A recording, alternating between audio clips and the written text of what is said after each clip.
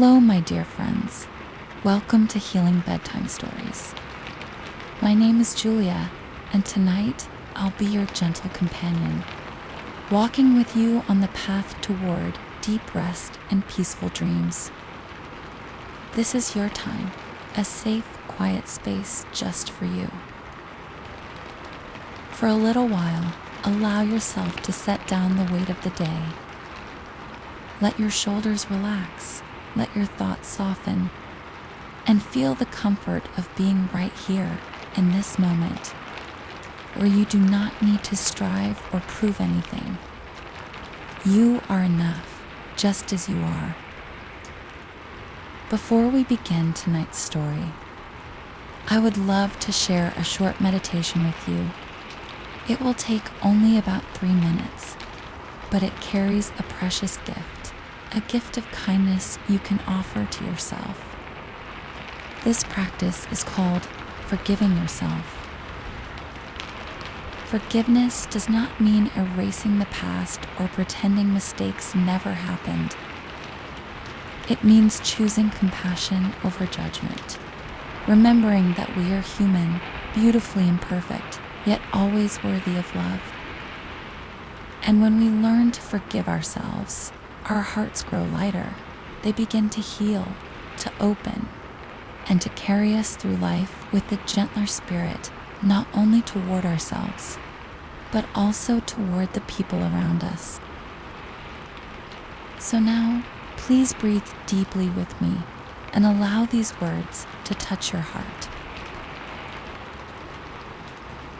I choose to forgive myself for the moments when I was not happy for the successes of others, for the times I let envy cloud my heart instead of celebrating their joy.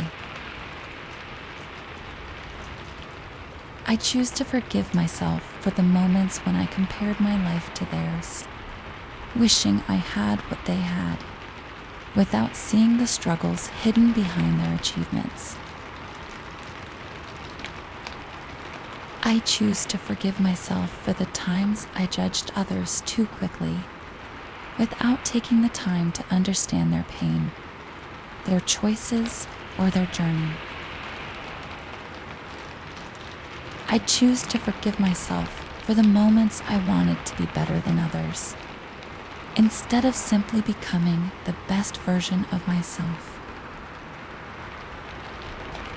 I choose to forgive myself for the times I stayed silent when I should have spoken up with kindness, and for the times I spoke harshly when I should have stayed silent.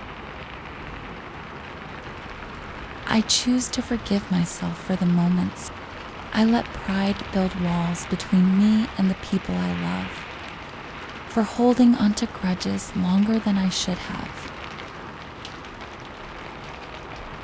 I choose to forgive myself for the times I failed to be there for my family or friends when they needed me most, because I was too caught up in my own worries or my own pain. I choose to forgive myself for every moment I forgot that love, compassion, and understanding are worth more than any victory or argument won. With every breath, feel this forgiveness settle gently inside you. Feel your heart soften. Feel a little more peace. And now, with this quiet warmth in our hearts, let us step into tonight's story. It is a story of courage, loyalty, and unconditional love.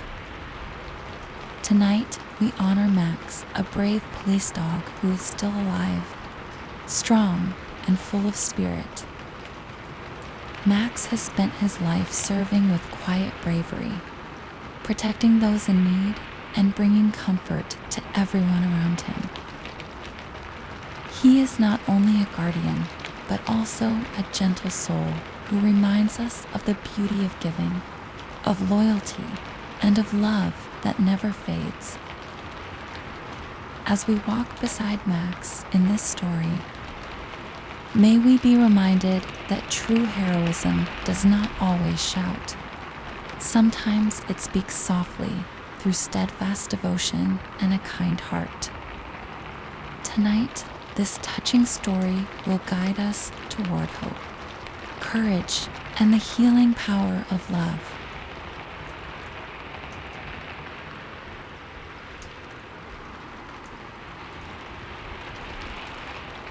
In the quiet suburbs of Georgetown, Texas, where old oak trees cast shade over stone-paved streets, there is a name that always brings a smile whenever the townspeople speak of it, with so much pride and affection. It wasn't a police officer, nor a firefighter, but a very special member of the police force, a German shepherd named Max, strong, loyal, and brave. Max was more than a canine. To the officers of the Georgetown Police Department, he was a teammate. To the people of the town, he was a hero. From chasing criminals in the dead of night to long searches in the woods, Max was always there, side by side with his closest friend and longtime partner, Officer John. John met Max when the dog was only 2 years old, freshly trained at the State Canine Center. From the first moment John held the leash, he sensed Max was different. The dog was not only smart and quick, but carried a steady fire in his eyes, as if he already understood his mission. Over the years, they became inseparable. With just a glance or a gesture, Max knew exactly what John wanted. In dangerous pursuits, Max leapt forward first, while John stayed close behind. On long night patrols, when the city slept, Max was the one sharing John's silence and loneliness. People often said that a police officer and his canine shared a unique bond, both partners and friends. But more than that, between John and Max, the bond went even deeper. Together, they had faced life and death, dangers close at hand, and quiet victories unseen by others. Then came the day that changed everything. A wooden house on the edge of town caught fire, flames swallowing the roof as black smoke curled into the sky. A woman's cries for help echoed from upstairs. John rushed in without hesitation, and as always, Max followed. Heat seared their skin, smoke choked the air, yet Max pressed on. Through the roar of fire came the faint cry of a baby. Max never forgot that sound. He dashed forward, grabbed the blanket around the infant, and dragged it back toward John while the young mother nearly collapsed from smoke. All three survived, but when the cheers erupted, Max collapsed. His body was burned, his breath heavy. After that day, Max's health never returned. The veterinarians advised retirement, and so Max left the fierce battles behind to live with John, his partner, his friend, and now his family. But retirement did not mean letting go. Every morning, when dawn touched the grass in Georgetown, Max sat quietly on the porch, eyes fixed on the main road. Sometimes a police car drove by, its siren singing a familiar tune. His ears perked, eyes shone bright, then dimmed again, as if still waiting for someone to open the car door, call his name, and take him out for one more mission. John tried to ease that emptiness with rubber balls, giant bones, and long walks across the fields. Yet the joy faded quickly, and Max returned to the porch, staring into the distance. John knew it was not habit, it was longing. The longing of a warrior once devoted to duty. Inside John's home, Max became the guardian of a new Unitas family. John's wife, their son Ethan, 14, and their daughter Sophie, 10, saw him as more than a dog. He was a protector and a companion. Each morning, when Ethan hurried out with his bicycle, Max ran behind for a few hundred meters, stopping only when Ethan had crossed the street safely. Sophie was different. She spent hours in the backyard, building little wooden doll houses or reading in the grass. Max was always near, not joining the games but lying quietly at her side, ears alert, eyes scanning the yard. To Sophie, Max's presence was like a sturdy umbrella shielding her from the world. At night, when the family drifted into peaceful sleep, Max began his old shift. He carefully patrolled the house, moving from living room to kitchen, checking every door and lock, then settling outside Ethan's and Sophie's rooms like a soldier at his post. Only when the house was fully at rest did Max close his eyes. The family often joked, "We've got another police officer living with us." But they knew it wasn't a joke to Max. It was instinct, discipline, and love. Because Max was not just a dog. He was a silent warrior. And now, his final mission was to protect this home, the last unit he would ever serve. One summer afternoon, golden sunlight poured over the backyard. Max stretched out on the grass, soaking in the gentle warmth of the earth. The rustle of leaves in the breeze, the scent of fresh grass and dry soil filled him with peace. But beyond the low wooden fence, a small figure sat curled up in a corner, so quiet that one could easily miss him without looking closely. It was Dylan, the 9-year-old neighbor, a boy living with autism. Dylan rarely spoke to anyone. He often sat for hours, staring into the distance as if the world itself could not reach him. That day was no different, except something in the air felt changed. Maybe it was Max's calm breathing. Maybe his gentle eyes that asked for nothing. Or maybe it was some invisible thread pulling the boy closer. Slowly, Dylan walked toward the fence. His small fingers trembled, hesitating. But at last, they slipped through the gaps in the wood. He touched Max's head. Max didn't flinch, didn't turn away. He just stayed still, breathing steadily, as if to say, "It's okay. Take your time." Then, with a soft and patient gesture, Max nudged his head against the boy's hand. A brief touch, yet enough to light a spark in Dylan's eyes. From that day on, Dylan came to the yard more often. At first, he didn't speak, didn't smile. He just sat quietly beside Max. Many afternoons passed with two shadows. One big, one small, resting together under the fading sun. No words, yet full of connection. Max waited with the patience of a warm stone, letting the boy find his own rhythm. The touches that began clumsy and hesitant slowly grew more confident. Dylan no longer just placed his hand on Max's head. He gently stroked the dog's brown coat shining in the sunlight. Sometimes he nestled against Max's side, as if he had found a safe place to belong.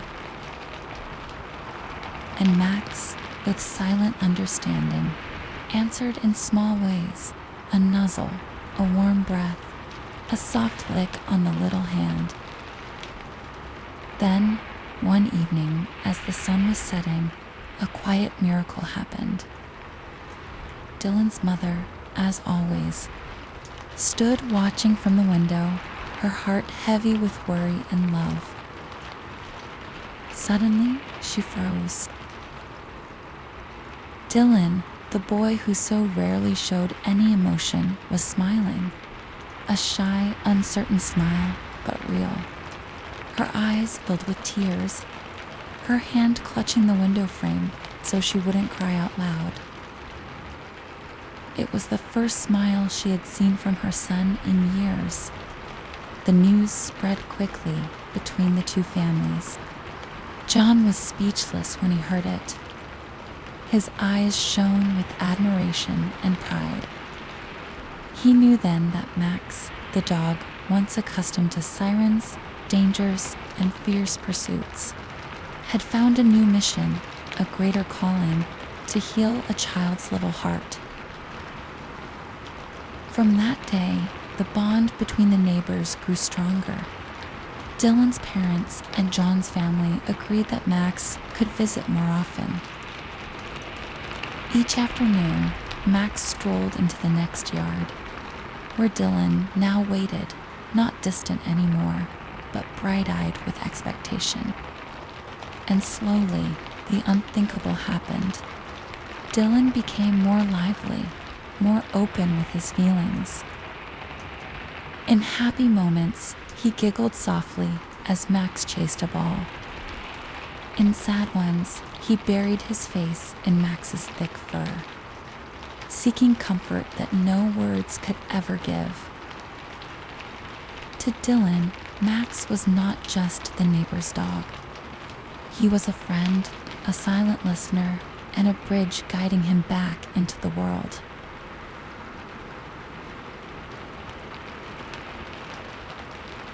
An early autumn evening in Georgetown carried a gentle chill, the sky clear as crystal. In the small backyard, Dylan sat on the steps when his eyes caught a sudden splash of color. A parrot, its feathers bright green with flashes of red and gold, landed on the wooden fence, its curved beak tapping lightly against the wood as if teasing. Dylan's eyes widened, a rare flicker of curiosity shining within him.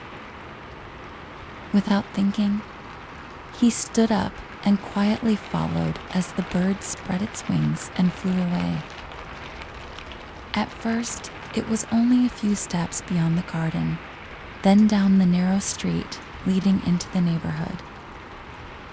But soon the bird carried him farther, past the old oak trees, along strange paths he had never seen. Dylan didn't know how long he had been walking. All he knew was the cheerful song ahead kept drawing him forward, until he forgot the way home. When night fell, Dylan's family realized that he was gone. The house, once familiar with his silence, was now filled with panic. His mother's face turned pale as she shouted his name until her voice broke. His father ran through the streets, his heart pounding like it would burst. News of Dylan's disappearance spread quickly. Neighbors poured out with flashlights, calling his name into the darkness. But only the wind answered. Time dragged on. The night stretched endlessly, and even when morning came, there was still no trace of him. The ground grew damp as the first drops of rain fell, warning of a heavy storm. Dylan's mother collapsed, her trembling hands covering a face soaked with tears. In their despair, the family clung to one last hope. They went to John's house. Knocking on his door in the storm, Dylan's father spoke with a broken voice. "Maybe only Max can help us." John turned to Max, who was lying under the porch, his dark coat already wet from the blowing rain. At the sound of Dylan's name, Max's eyes lit up with fierce resolve. John knelt, resting a hand on his friend's head, his voice low but urgent. "Find Dylan, your friend." No further words were needed. Max leaped into the night, charging straight into the storm. Nose pressed to the ground, he searched for the faintest traces. The rain had nearly washed everything away, yet Max pressed on, step by step, breath by breath, driven by sheer determination. John and a group of volunteers followed with flashlights, but they all knew only Max truly had a chance to find Dylan. Hours passed as the rain poured harder, turning dirt paths into mud. The search led them beyond the neighborhood, to the edge of town where a dry creek ran year-round.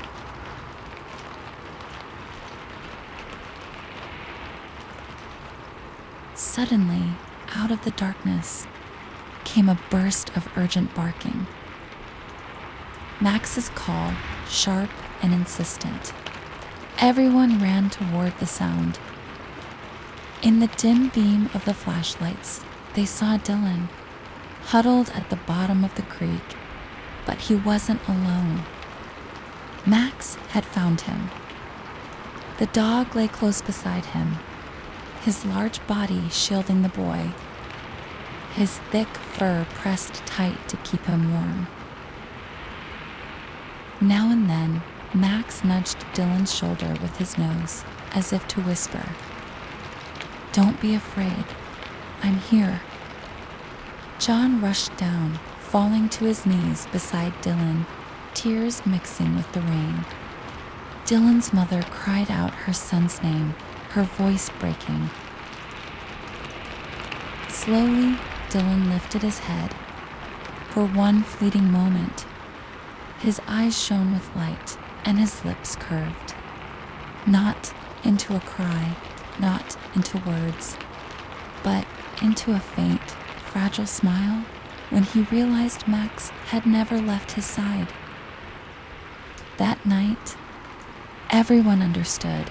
Dylan was saved not only by the sharp instincts of a once famous service dog, but by something deeper, a friendship beyond words, a bond invisible yet unbreakable between a special boy and his silent hero. The story of Max spread through the Georgetown neighborhood like a warm flame, from the elderly sitting on their porches to the children walking to school. Everyone spoke his name with shining eyes. People retold how the brave police dog once risked his life to save a young mother and her baby from a terrible fire. And now, once again, Max had brought Dylan, the quiet boy who often shut himself away, back to life. Not only safe in body, but with a new light glowing inside his young heart. In the days that followed, the neighborhood felt more connected than ever. People often saw Dylan walking with Max, his small hand holding the leash while Max strolled calmly beside him, sometimes glancing back with gentle, smiling eyes. That look told everyone one thing: Dylan was no longer alone. He had found his companion, or perhaps more than that, a silent but steady hero. Touched by it all, the Georgetown community gathered together. In the small council hall, familiar faces, the mechanic, the school teacher, the shop owner, sat side by side and agreed that Max deserved to be honored. "We must do something to remember and thank him," one voice said, and everyone nodded. A formal request was sent to the local government. Weeks later, good news came: the street leading into the neighborhood, the very road where so many had searched for Dylan in the storm, would carry a new name. Not the name of an official, nor some distant hero, but the one dearest to their hearts, Max's Way. On the day of the ceremony, the whole neighborhood celebrated as if it were a festival. Flags and flowers decorated the street. Children ran around laughing, and adults stood in long rows, waiting for the moment. A fresh green sign was covered by a strip of red cloth. When the mayor cut the ribbon, the cloth fell away, revealing the bright white letters, Max's Way. Applause burst out, mixed with cheers and joyful shouts. Among the crowd stood Dylan with Max by his side. The boy didn't speak much, but his radiant smile said more than words ever could. His eyes shone with pure happiness, the happiness of a child who had finally found a safe place in life. Dylan bent down, wrapped his arms around Max's neck, and whispered something only Max could hear. Max answered with a gentle lick on the boy's small hand, his eyes full of love. John, standing nearby, watched in silence, his heart heavy with emotion. He leaned down, pressed his hand against Max's back, and whispered, "Well done, Max. You're more than a police dog. You are our family. You're the heart of this neighborhood, and you are the silent hero we will never forget." That day, the late autumn sun poured golden light across Max's Way. The warmth spread down the street like the love and gratitude Georgetown carried for Max. And from then on, whenever anyone walked past that sign, the name Max's Way reminded them not just of a brave dog, but of the power of love, of loyalty, and of a friendship that saved a life. One day, Max may leave this world, but his courage and love still shine like a guiding light. His story is not just about a loyal dog. It is a reminder that true bravery and kindness never fade. In many ways, Max lives on in every heart that remembers him, like a timeless legend whispering that love is stronger than fear. Thank you for staying with me until the very end of this story. I truly believe that somewhere in life, each of us will meet our own Max, a small but warm source of light that makes the journey brighter.